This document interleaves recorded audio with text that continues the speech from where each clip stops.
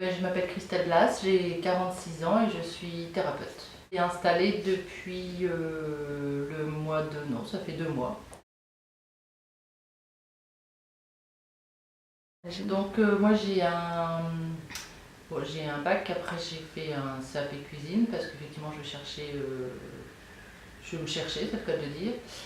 Ensuite j'ai fait un DEA de sociologie donc, qui m'a permis de devenir formatrice dans un centre de formation auprès d'apprentis, de l'ingénieur au CAP. Et j'ai fait donc ça pendant 17 ans, où j'ai accompagné des jeunes et j'ai aussi, les 5 dernières années, accompagné les formateurs et les enseignants, créer des pédagogies innovantes et puis surtout peu ennuyantes. J'ai toujours été curieuse de comprendre le mieux-être des gens, des jeunes et des moins jeunes. Donc au cours de ma profession, j'ai continué à me former en communication non violente, en analyse transactionnelle, en PNL, en diverses choses. J'ai fait aussi une formation en coaching. Et puis il y a 2 ans, j'ai découvert une thérapie qui est une démarche liée au quantique et à la médecine chinoise. Donc en fait, ça permet de soigner la personne à un niveau global. On appelle ça psychocorporel. Voilà, donc j'ai fait cette formation, enfin je me suis soignée par ce biais aussi, parce que c'est plus logique je trouve de parler de ce qu'on parle et de ce qu'on a ressenti. Et je me suis formée et j'ai démarré donc il y a 2 mois. Je ne sais pas si c'est mon parcours qui a du sens par rapport à ce que je suis ou c'est ce que je suis qui a du sens avec mon parcours. En fait, moi j'ai toujours été intéressée à l'humain, donc j'ai fait de la socio, j'aurais certainement pu faire de la psycho ou autre chose autour de ça.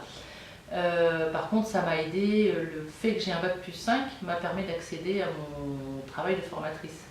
J'aurais pas pu avoir ce travail sans un bac+5, ça faisait partie des obligations. Et ensuite, mon CAP cuisine, l'air de rien que j'ai eu en apprentissage, ça m'a permis aussi de comprendre ce que vivaient les jeunes en tant qu'apprentis. Je pense qu'il y a le profil thérapeute et il y a le profil entrepreneur.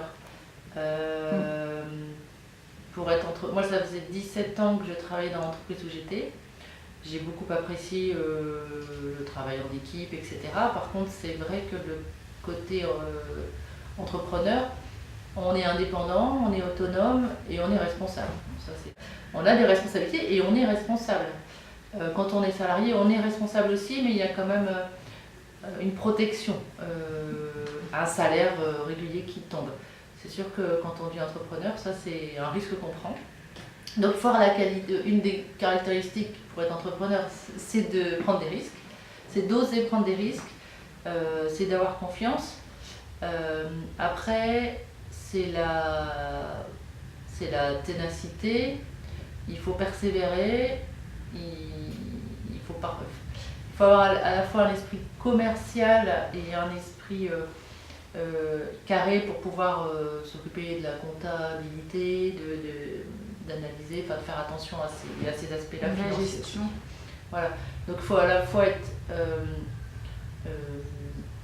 avoir un rapport aux autres assez dynamique et puis ouvert, et à la fois être aussi capable de poser ses yeux sur des papiers et d'avoir des aspects administratifs qui peuvent être assez lourds.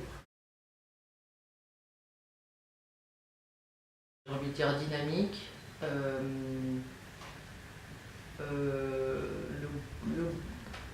le goût d'oser. Ouais, c'est surtout ça qui me vient à l'esprit. Comme qualité personnelle, c'est ne pas compter ses heures de travail, mais de toute façon, quand on est entrepreneur, on crée quelque chose qu'on aime. Donc quand on crée quelque chose qu'on aime, le temps, c'est relatif, quoi. Être entrepreneur, ça signifie aimer la vie, j'ai envie de dire, et avoir la chance de faire quelque chose qu'on aime.